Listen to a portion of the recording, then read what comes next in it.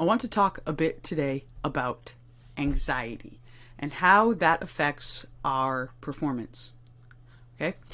Anxiety is a term that falls under arousal and is usually a negatively perceived emotional response. Arousal on a scale goes from deep sleep to wildly excited, right? Okay? And somewhere closer to wildly excited, we have anxiety. There are two different types of anxiety. We know that there is a form that is more of a enduring personality construct.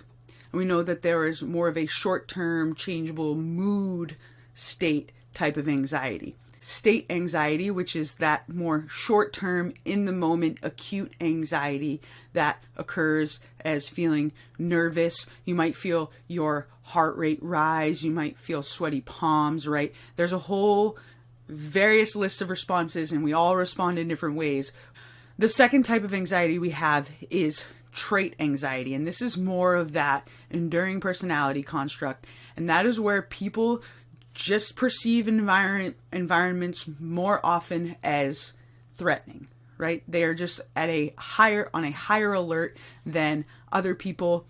These two types of anxiety can either positively affect our performance or negatively affect our performance. We can use state anxiety in order to build our performance, right? Anxiety isn't always a bad thing, although it gets a negative connotation, that fight or flight response, so that we can respond and perform in the moment. Now, not everyone is going to be able to utilize that anxiety in order to build performance. However, channeled in the right manner, we are able to utilize that increase in blood pressure, that increase in heart rate, and that very physical response in order to lift more, in order to run faster, whatever your goals may be.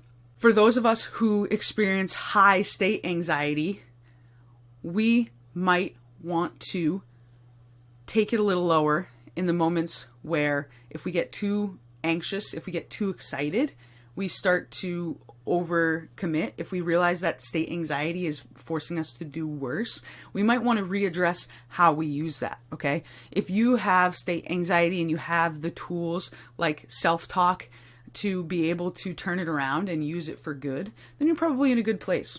If you are a high anxiety person or you have trait anxiety, maybe adding caffeine and like high heavy beat music to your workouts is going to just accentuate that anxiety. It's going to feel like a more threatening environment because of the high excitement, right? So maybe you want to take things and dial them back down a bit so that you can get more away from that anxiety, more towards a relaxed state, which isn't always great for performance, but relative to where you are on the scale, it might help you be better. Now, when we have trait anxiety, that predisposes us to higher state anxiety because we're already sitting just a bit higher on that spectrum.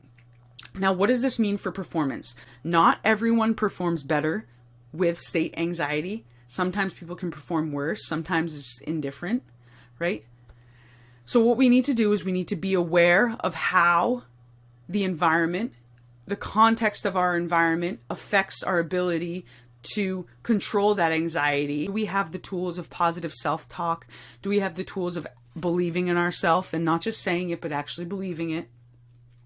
Do we have the tools to overcome that state anxiety and turn it into a good thing or a positive correlation without letting that threatening sense get to us?